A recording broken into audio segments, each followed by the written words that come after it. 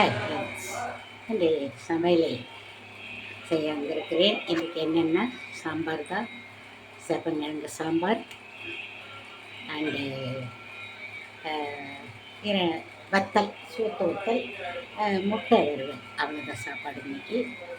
சமையலுக்கு போகலாமா? வாங்க ஃப்ரெண்ட்ஸ், பாருங்க அப்படின்னு அடுப்பை வச்சுட்டேன். இது வந்து சாம்பாருக்கு, இது வந்து முட்டை வறுவலுக்கு பற்ற வச்சுட்டேன். இப்போ வந்து பாருங்கள், சாம்பாருக்கு நேற்று பருப்பு மிச்சம் இருக்குன்னு சொன்னேன்ல, அது பாருங்கள் சேப்பங்கிழங்கு வேக வச்சு எடுத்து வச்சுட்டேன். வெங்காயம் முட்டையும் வேக வச்சு எடுத்து வச்சாச்சு. வெங்காயம் தக்காளியையும் கட் பண்ணி எடுத்து வச்சுட்டேன். இப்போ நம்ம வந்து அடுப்பு பற்ற வச்சாச்சு. எண்ணெய் ஊற்றுவோமா? இப்போ 2 வத்தல் வறுத்துக்குவோம். சூட்டு வத்தல், அது எனக்கு பிடிக்கும். அதனால் சும்மா 2 வத்தல் அப்படி வறுத்து வச்சுக்குவோம்.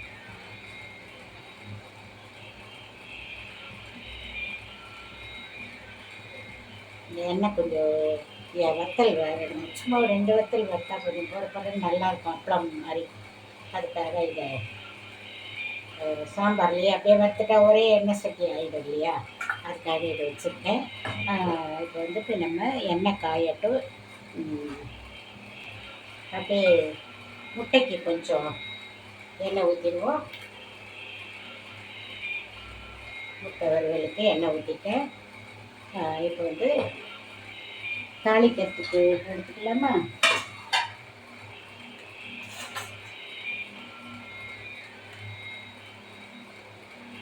முட்டை வறுவலுக்கு கடுகு உளுத்தம் பருப்பு, இதில் கொஞ்சம் வத்தலை வறுத்துருவோம்.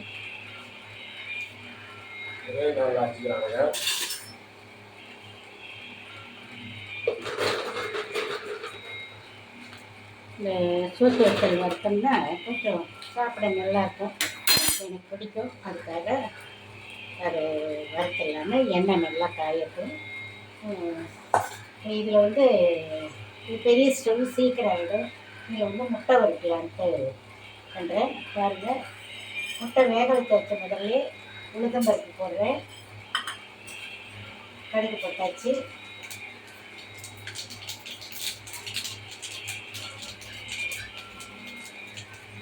கொஞ்சோண்டு கருவேப்பிலையும் போட்டுட்டு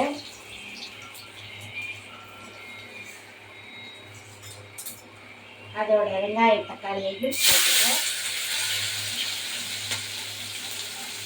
நம்ம அதை கிண்டிடுவோம்.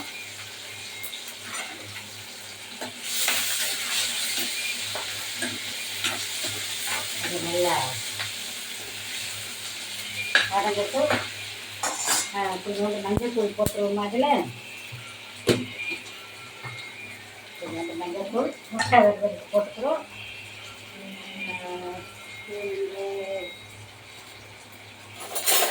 என்ன ஸ்பூனில் விளக்கு கொஞ்சோண்டு மஞ்சள் தூள் போட்டுக்குவோம். அது இப்படி வதங்கிட்டோம். முட்டை வறுவலுக்கு சும்மா கொஞ்சோண்டு அதோட காரசாரமாக முட்டை அப்படியே வெள்ளையா அவிச்சு சாப்பிட்றோம் இல்லையா? அதுக்கு பதிலாக இதை வந்து நம்ம இதை போட்டுக்கிறோம். இப்போ வந்து கொஞ்சம் 2 வத்தலை வறுத்துடுவோம். பாருங்கள், இந்த வத்தல் பாருங்கள், சோட்டு வத்தல் இது போதும். இதுவே மிஞ்சி போயிடுது. இதை இது போட்டுருவோம்.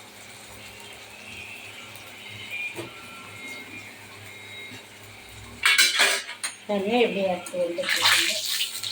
இதை அப்படியே திருப்பி போட்டுட்டோம்னா அது வெந்துடும். அவ்வளோதான், உடனே பொரிஞ்சிருது. இந்த வத்தல் சிவக்கணுங்கிறதெல்லாம் இல்லை, பொரிஞ்சிருது, உள்ள வரைக்கும் பொரிஞ்சிருது. இது நல்லாயிருக்கும் சாப்பிட. இது எவ்வளோ பெருசு பாருங்க. இது ஒரு 2 தின்னாலே போதும் எனக்கு. மிச்சம் அப்படியே இருக்கும் டப்பாவில். வறுத்தாச்சு, இதை எடுத்துருவோம். 2 வத்தல் வறுத்தாச்சு. எண்ணெய் கொஞ்சம் நிறையா இருக்குது. அதை வந்து வேறு பாத்திரத்தில் வடிகட்டிடுவோம். ஏன்னா இவ்வளோ எண்ணெய் தேவையில்லை. அதனால் சாம்பாருக்கு இதில் வந்து தண்ணி பண்ணிடுவோம். இதையும் தண்ணி பண்ணிடுவோம்.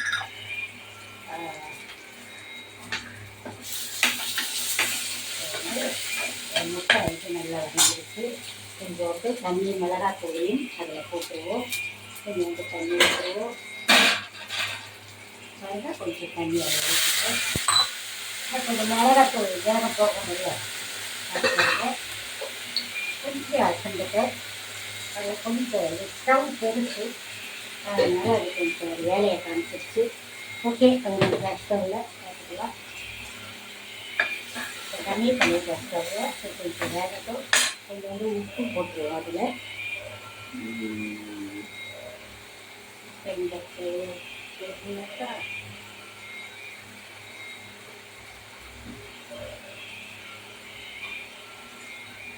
அதில் முட்டைக்கு தேவையான உப்பு போட்டுக்கலாம். உங்களுக்கு எத்தனை முட்டை போடுறீங்களோ அத்தனைக்கு தேவையான உப்பு போட்டுக்கோங்க.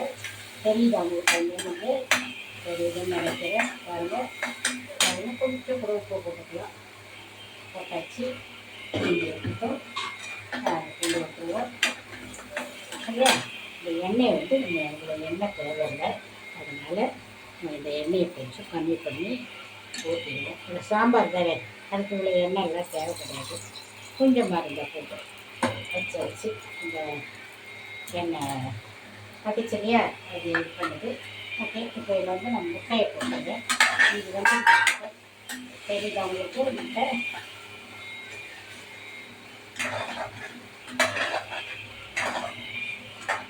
முட்டை இந்த வேகத்தை டீ கம்மியாக தான் இருக்குது. இப்போ நம்ம வந்து சாம்பாருக்கு போயிடுவோம். பாருங்கள், சாம்பாருக்கு உளுத்தம்பருப்பு போட்டுட்டு சேப்பங்க இந்த சாம்பார். பாருங்கள், கடுகு போட்டுட்டு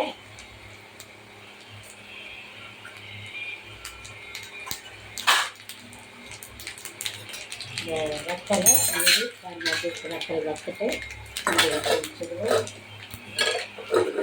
கடுகு பொரிச்சு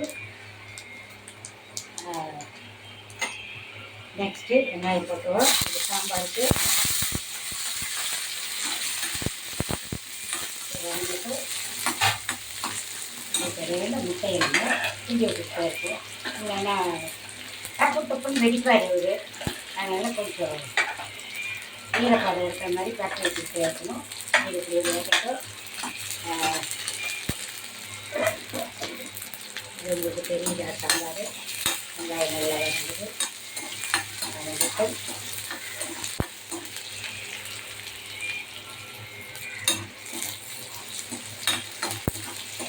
தக்காளி போட்டுருவோம். வெங்காயம் வதங்கிட்டு தக்காளி பச்சை மிளகாய் எல்லாம் போட்டுருவோம். வதங்கட்டும். நல்லா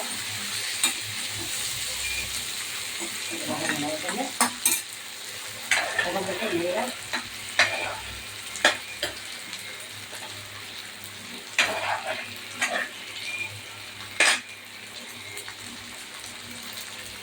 கொஞ்சம் வேண்டாம். தலையில் உப்பு போட்டால் சீக்கிரம் வதங்கும்பாங்க.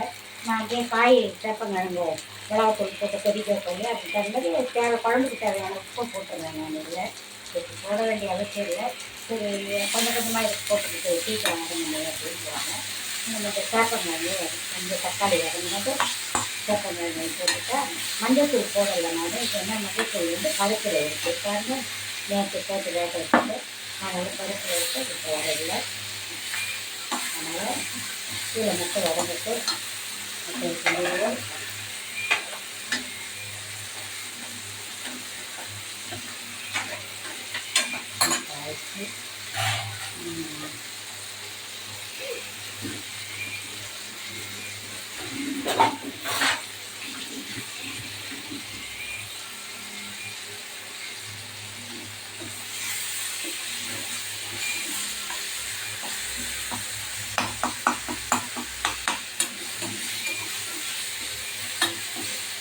சேப்பங்கிழங்கு இதில் போட்டுருவோம். பாருங்கள், சேப்பங்கிழங்கு சாம்பார். ஏன் இது சேப்பங்கிழங்கு சரி வைக்கிறீங்க அப்படின்னா நான் தான் சொல்லல உங்களுக்கு. ஒரு தடவை ஒரு 1/2 கிலோ வாங்குவேன். அதை ஒரு 2-3 தடவை யூஸ் பண்ணிடுவேன்.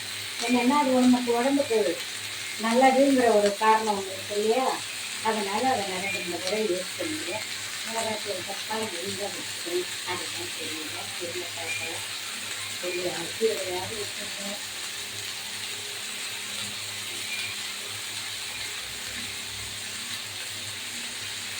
இது வச்சேன். அந்த வீட்டாப்லேயே இருக்கும். தேடி வச்சுருக்கேன். பாருங்கள், இது வந்து மிளகாத்தூள் போட்டு ஒரு கொதிக்க வச்சேன். அப்புறம் இதை நம்ம பருப்பு போடணும். இல்லை தூள் போதும், நம்ம தூள் தேவையில்லை. பாருங்கள் கொஞ்சமாக தான் போட்டிருக்கேன், ரொம்பலாம் போடலை, ஒரு ஸ்பூன் போட்டிருக்கேன், அவ்வளோதான். இது வந்து நம்ம கொஞ்சம் தண்ணி ஊற்றிடுவோம். தண்ணி ஊற்றிட்டு ஒரு கொதி கொதிக்கணும். உப்பெல்லாம் போட்டுட்டு இந்த உப்பெல்லாம் இந்த கிழங்குல சார்ந்து இது கொதிக்கட்டு. இப்போ இதை கொதித்தோன்னா நம்ம பருப்பு போடுவோம். இதில் ஒரு ட்ரிக்ஸ் என்னன்னா, அதில் எல்லாம் பண்ண அந்த கலரில் எனக்கு தெரிஞ்சு ரொம்ப பேர் இப்படி யூஸ் பண்ணியிருக்காங்க. நம்ம புளியை கரைச்சி ஊற்ற வேணாம், ஆனால் புளிப்பு வேணும், கொஞ்சோண்டு புளிப்பாக இருக்கணும் அப்படின்னு நினச்சோம்னால ஒரு கொட்டை புளி பாருங்க. இதை ஊரெல்லாம் வைக்க வேணாம். இது நல்லா பருப்பு கொதிக்குது இல்லையா, இந்த காய் கொதிக்குது இல்லையா, அது வெந்ததுக்கப்புறம் இந்த புளி அதில் போட்டுட்டோம்னா, குழம்புலையே அப்படியே ஸ்ட்ரெயிட்டாக போட்டுட்டோம்னா அது அப்படியே ஊறி மேலாக இருக்கிற புளிப்பு எடுத்துக்கணும். நம்ம சாப்பிடும்போது இது அப்படியே உருண்டையாக வரும், அதை எடுத்து நம்ம வெளியே போட்டுக்கலாம். இது ஒரு டெக்னிக் இருக்குது, இதை பிடிச்சவங்க இதை செய்யுங்க. இன்றைக்கி நான் இதை தான் செய்ய போகிறேன். சரியா? காய் வேகட்டும். பாருங்க ஃப்ரெண்ட்ஸ், இப்போ வந்து முட்டை ரெடி ஆகிடுச்சு. ஸ்டவ் ஆஃப் பண்ணிட்டேன். முட்டை எப்படி எடுத்துக்காங்க, எப்படி எடுத்துக்காங்க முட்டை வறுத்தாச்சு. இது வந்து அப்படியே எடுத்து நம்ம இந்த ஹாட் பேக்கில் வச்சுருவோம். இது வந்து கொஞ்சம் காரமாக இருக்கும். இந்த மாதிரி மெத்தடில் பண்ணோம்னா கொஞ்சம் காரம் இருக்கும். அதுக்காக இப்படி வெள்ளை வெள்ளையாக வச்சு சாப்பிட்றது இப்படி பண்ணுறது இதுக்காக. பாருங்கள், இதை எப்படி எடுத்து வச்சு நல்லா இருக்கா? ஓகே, நம்ம எடுத்து வச்சுக்கலாம். சாப்பிடும்போது பார்க்கலாம். அதுக்கு வந்து வச்சு வச்சுருவோம். அடுத்து வந்து சாம்பாருக்கு கொஞ்சம் கெட்டியாகிடுச்சு. நமக்கு வந்து சாம்பாருக்கு பருப்பு ஊற்றணும். பருப்பு ஊற்றிட்டோம்னா சாம்பார் ரெடி.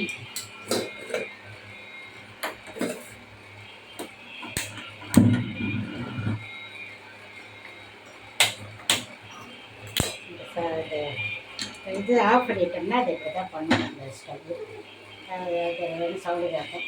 பாருங்கள், இதில் சாம்பார் ரெடி ஆகிடுச்சு. இப்போ இதில் பாருங்கள் பருப்பு கொஞ்சம் நான் வந்து நேற்று எடுத்து வச்சேன்னு சொன்னேன். அது வந்து வீணாக போகாது. ஒரு நாளைக்கு கொஞ்சம் எக்ஸ்ட்ரா ஆகிடுச்சுன்னா ஐயோ என்ன பண்ண போகிறோம் நம்ம நினைக்க வேண்டாம். பாருங்கள், கொஞ்சம் சாம்பார் பருப்பு அதில் ஊற்றிட்டு இன்னும் மிச்சம் இருந்தால் கூட நம்ம வச்சிடலாம், தப்பு ஒன்றும் கிடையாது. பாருங்கள், இதுவே எனக்கு அதிகமாக தான் தெரியுது. கொஞ்சம் எடுத்து வச்சிடலாம், தப்பு ஒன்றும் இல்லை. கொஞ்சம் தட்டை போட்டு மூடி எடுத்து வச்சிடலாம். அது கொதிக்கிட்டு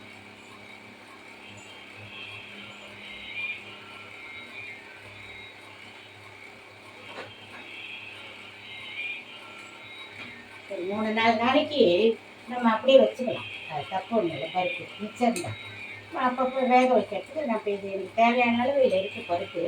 அதனால் இது அதிகம் வேண்டாம். அதனால் நான் கொஞ்சம் இருந்தது அது நம்ம சும்மா ஒரு 2 இட்லிக்கு அதை ஒரு வெங்காயம் தக்காளி வெட்டி போட்டு ஒன்றா தாளித்து வேக வச்சோம்னா ஒரு 2 இட்லிக்கு போட்டுக்கலாம். அது வேஸ்ட் எல்லாம் போகுது இல்லையா? இப்போ பாருங்கள், நான் அந்த புளி எடுத்து வச்சிடல, அதை அதில் போட்டுருவேன். அது ஊறி அந்த எசன்ஸை அதில் கொடுக்கும். அப்போது இந்த சாம்பார் வந்து லைட்டான ஒரு புளிப்பு, ரொம்ப புளிப்பு இல்லாமல் லைட்டாக இருக்கும். அவ்வளோதான். நம்ம என்ன கொஞ்சம் தண்ணி வச்சுக்கணும் சாம்பாருக்கு. இந்த இதாக இருக்குது. இந்த ஸ்டவ் பற்ற வச்சு பார்ப்போம். விரும்புது இப்போ தான் இருக்குது. அதை நான் கம்மி பண்ணிவிட்டேன். இதில் தூக்கி வச்சுருவோம். இப்போ இந்த சாம்பார் கொதிக்கட்டு. சரியா? உங்களுக்கு நல்லா தெரியுதா? சாம்பார் நல்லா கொதிச்சிருச்சுன்னா உப்பெல்லாம் நான் வதக்கும் போதே போட்டுட்டு நல்லா கொதிச்சிருச்சுன்னா நம்ம அதை இறக்கிட வேண்டியதுதான். சரியா?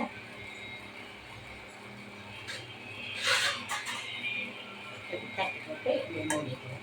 கொதி வரட்டும்.